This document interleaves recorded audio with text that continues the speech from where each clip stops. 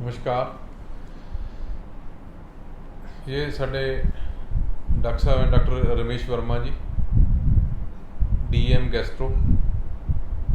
ਅੱਜ ਅਸੀਂ ਜਿਹੜੇ ਟੌਪਿਕ 'ਤੇ ਗੱਲ ਕਰਨੀ ਹੈ ਉਹ ਹੈਗਾ ਹੈ ਜਿਵੇਂ ਮਰੀਜ਼ ਨੂੰ, ਆਮ ਲੋਕਾਂ ਨੂੰ ਜਿਵੇਂ ਲੈਟਰਿੰਗ ਰਸਤੇ ਖੂਨ ਆਉਂਦਾ ਹੈ ਅਤੇ ਉਹਦੇ 'ਚ ਆਪਾਂ ਕਈ ਵਾਰੀ ਜ਼ਿਆਦਾ ਕਰਕੇ ਆਪਾਂ ਇਹੀ ਸੋਚਦੇ ਵੀ ਸਾਨੂੰ ਬਵਾਸੀਰ ਹੋ ਗਈ, ਜੋ ਕਿ ਸਭ ਬਿਮਾਰੀਆਂ ਦੇ ਵਿੱਚ ਬਵਾਸੀਰ ਕੋਈ ਜ਼ਰੂਰੀ ਨਹੀਂ ਹੈ। ਕਈ ਵਾਰੀ ਹੋਰ ਵੀ ਵੱਡੀਆਂ ਪ੍ਰੋਬਲਮਾਂ ਹੁੰਦੀਆਂ, ਜਿਵੇਂ ਆਪਾਂ ਮਰੀਜ਼ ਦੀ ਕੋਲੋਨੋਸਕੋਪੀ ਕਰਾਉਂਦੇ ਜਾਂ ਸਿਗਮੈਂਟੋਸਕੋਪੀ ਕਰਾਉਂਦੇ, ਉਹਦੇ ਵਿੱਚ ਪਤਾ ਲੱਗ ਜਾਂਦਾ ਵੀ ਆਪਾਂ ਨੂੰ ਕੀ ਪ੍ਰੋਬਲਮ ਹੈ। ਅਤੇ ਆਪਾਂ ਕਈ ਵਾਰੀ ਇਹੋ ਜਿਹੇ ਵੀ ਲੋਕ ਦੇਖੇ ਆ ਜਿਨ੍ਹਾਂ ਨੇ ਬਵਾਸੀਰ ਦਾ ਆਪਰੇਸ਼ਨ 2-3 ਵਾਰੀ ਕਰਾ ਲਿਆ, ਲੇਕਿਨ ਮਰੀਜ਼ ਨਹੀਂ ਠੀਕ ਹੁੰਦੇ। ਫਿਰ ਉਹ ਬਾਅਦ 'ਚ ਉਹਨਾਂ ਨੂੰ ਜਦੋਂ ਪਤਾ ਲੱਗਦਾ ਬਿਮਾਰੀ ਸਟੇਜ ਕ੍ਰੋਸ ਕਰ ਗਈ ਹੁੰਦੀ ਜਾਂ ਉਹਨਾਂ ਨੂੰ ਪ੍ਰੋਬਲਮ ਕੋਈ ਅਲਸਰੇਟਿਵ ਕੋਲਾਈਟਿਸ ਜਾਂ ਕੋਈ ਦਾ, ਉਹ ਸਾਡੇ ਡਾਕਟਰ ਸਾਹਿਬ ਸਾਨੂੰ ਦੱਸਣਗੇ ਵੀ ਕਿੱਥੇ ਕਿੱਥੇ ਆਪਾਂ ਨੂੰ ਕੀ ਧਿਆਨ ਰੱਖਣਾ ਚਾਹੀਦਾ ਅਤੇ ਉਹਦਾ ਕੀ ਇਲਾਜ ਹੈ। डॉक्टर साहब अपन की कराना चाहिए इन्होंने चीज़ें जो लैटरिन रस्ते खून आता है? सर जो भी पेशेंट आए सर, जैसे एज वाइज देखते हैं सर, ज़्यादा ओल्ड एज है, ठीक है sir, more than 50 years old है, तो ज़्यादातर मैलिग्नेंसी कैंसर वगैरह के चांसेज है सर। ठीक है सर। यंग एज में अराउंड 20-30 ईयर्स एज पे कोलाइटिस वगैरह, अल्सरेटिव कोलाइटिस, क्रोन्स डिजीज़ या TB भी हो सकती है सर।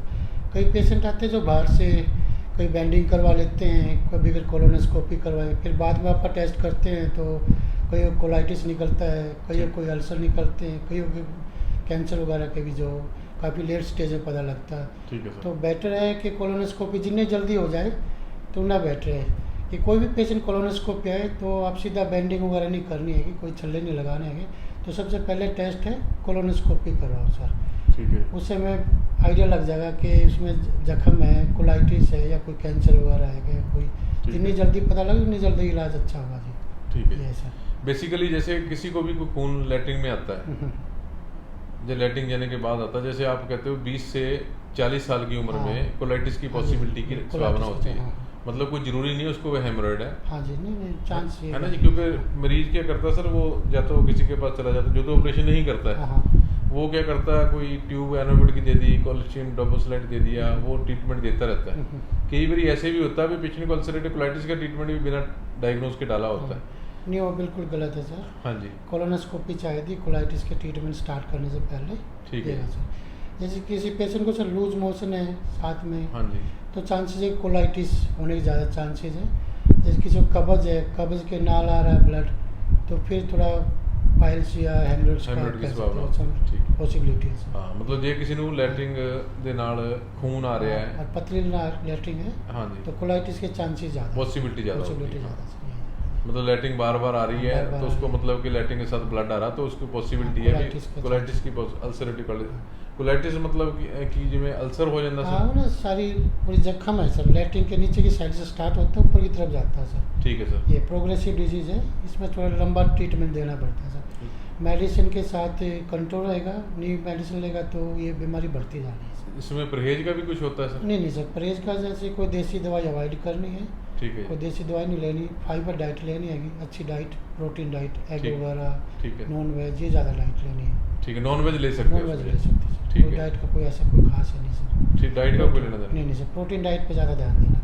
ठीक है, ताकि हमारे इंटेस्टाइन में जो प्रोटीन लॉस हो रहा वो थोड़ा रिकवर हो ठीक है। सकता है। और तली हुई चीज़ों का अवॉइड करना हाँ, होता है वो कि तो नहीं? सर सबको सब नहीं करना। हाँ जी सर। दूध वगैरह जैसे कई बार छोड़ दूध दही की कोई प्रॉब्लम से दूध दही ले सकते, कोई दिक्कत नहीं है सर। ठीक ठीक, उसमें कोई दिक्कत नहीं, कोई नहीं, प्रॉब्लम उसका कोई लेना देना नहीं नहीं। सर। जो मतलब लैटरिन जिसको बार बार लगती है उसको कोलोनोस्कोपी की जरूरत है। हाँ जी सर। ठीक है। तो इसमें ऐसा तो नहीं हुई कैंसर का कैसे पता चलता है कैंसर ही हो सकता है? कैंसर का सर कोई मांस का टुकड़ा अंदर बढ़ रहा हो, वो कैमरे नाल पता लग जाएगा। इस तरह नहीं पता चलेगा? इधर नहीं सर, इधर तो आप जैसे CT करवा सकते हैं, स्टार्टिंग में कोई पेशेंट विलिंग नहीं हो, ठीक, उसमें ओवरऑल आइडिया लग जाएगा, पर फाइनली तो कोलोनोस्कोपी चाहिए सर ना। ठीक है। कई लोग लैटरिन को उंगली से निकालते हैं, जैसे मैंने देखे हैं बहुत हाँ। लोग वो जख्म कर लेते हैं, वो क्या रीजन है सर? वो सर जिसको कब्ज होती है उसको लगता है कि लैटरिन का रास्ता साफ नहीं हुआ, उंगली करके साफ करता है। ठीक है जी। उंगली में जो नेल्स होते हैं वो लगता है वहाँ पर जख्म कर देता जख्म, है। अच्छा जी। हाँ, उसके लिए भी फिर कोलोनोस्कोपी चाहिए कि कोई एक सिंड्रोम होता है sir, solitary rectal ulcer syndrome, ठीक जो है, बार बार फिंगर करके अल्सर बनने के चांस है। ठीक है जी। फिर पेशेंट को हाई फाइबर डाइट देनी पड़ती है, पर कोलोनोस्कोपी मस्ट है सर। कोलोनोस्कोपी करनी हाँ चाहिए। जी। क्लोनोस्कोपी फिर कैसे करते हैं सर? उसमें कोई पहले एक दिन पहले कुछ रखना चाहता है, खाली पेट रखना है कि नहीं देखो रखना है? पूरे दिन थोड़ा बंदा लाइट खाना ले ले, हाई एक फाइबर दिन डाइट पहले, ले। एक दिन हाँ, पहले। एक दिन। ठीक है। फिर रात को एक पाउडर आता है सर, वो हाँ। 2 लीटर पानी बीच मिक्स करना है। कौन सा पाउडर सर? पैगलेक पाउडर पैगलेक सर। पाउडर, ठीक वो है। धीरे धीरे स्लोली लेके 2-3 घंटे पी ले, फिर मॉर्निंग में फिर दोबारा लेना है। ठीक है। तो जितनी बार पेशेंट लेटरिन पास करे, कम से 15-20 बार, उतना टेस्ट बेटर होना चाहिए, ठीक है। ताकि हमें कैमरा बिल्कुल साफ साफ दिख जाए। ठीक है। उसके बाद ही फिर डायग्नोज और करना। उसके बाद ही डायग्नोज। ऐसे है भी, जैसे डॉक्टर साहब ने बताया, एक पैगलेक पाउडर आता है, वो एक दिन पहले रात को सोते समय लेना है, 2 लीटर पानी में डाल के।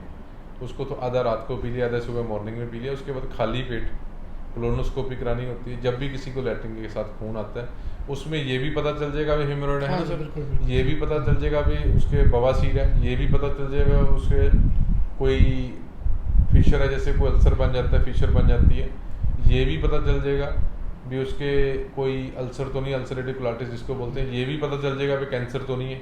क्योंकि डॉक्टर ने जो बताया है कि 50 साल की उम्र के बाद ये कोई पेशेंट को खून लैट्रिन के रास्ते खून आता है या काली लैट्रिन आती है, तो पॉसिबिलिटी होती है उसको लैट्रिन के रास्ते ऊपर जाके कैंसर की रसौली बन जाती है, जो कि उसका 100% इलाज है ना सर, जे वो टाइम पे पता चल जाए। और मैं एक बात और ऐड करना चाहता हूँ, जैसे दूसरे कंट्रीज़ में जो अच्छे वेल कंट्री हैं, हाँ। अमेरिका जैसे कनाडा, हाँ। उनमें जैसे जो भी पेशेंट 50-60 ईयर्स एज से ऊपर है, तो सबकी कोलोनोस्कोपी करते हैं सर। करते हैं वहाँ। वहाँ पे सर्वेलेंस के एडवांस मतलब एडवांस है, मतलब हाँ। वो तो करवानी चाहिए सर। 50-60 एज के बाद, 50 साल के बाद 60 के सब बाद, हाँ 50 60 साल के साल बाद के बाद। हर एक आदमी को भी कोलोनोस्कोपी करानी चाहिए। जैसे कोई सिम्टम हो या ना हाँ हो जी, सर। सिम्टम ना भी हो तो भी करानी चाहिए, क्योंकि क्योंकि वो अपने- एडवांस डायग्नोस हो जाता क्योंकि है। अपने इंडिया में अवेयरनेस नहीं है, हाँ। इसलिए बंदे अवॉइड डरते हैं करते सर, हैं, हमारे डरते पास हैं। आपके पास जैसे ऊपर जाते हैं, हाँ, हाँ। वो भाग के नीचे बिल्कुल, मेरे पास बिल्कुल, या किसी के पास चला जाता है, जी मैं तो डर लगता है जी, मैंने नहीं कराना डर की तो कुछ बात ही नहीं सर। हाँ बस वो सिंपल जांच होती सिंपल जांच है। है। चाहे आपने बवासीर का ऑपरेशन भी कराना है,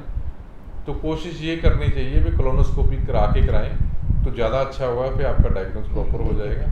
क्योंकि जो बड़े हॉस्पिटल है या बड़े डायग्नोस सेंटर है, वहाँ पे तो ये चीज़ें पहले देख के ही ऑपरेशन करते हैं, क्योंकि ऐसे वो पेशेंट का कोई नुकसान नहीं होगा, और कोलोनोस्कोपी से डरना नहीं चाहिए। उसके बाद इसका इलाज भी संभव है 100%, और बीमारी भी पता चल जाती है। सो हमारे बताने का मतलब यही है कि आप जो डायग्नोज है, डायग्नोज के बाद ही ट्रीटमेंट लेना चाहिए।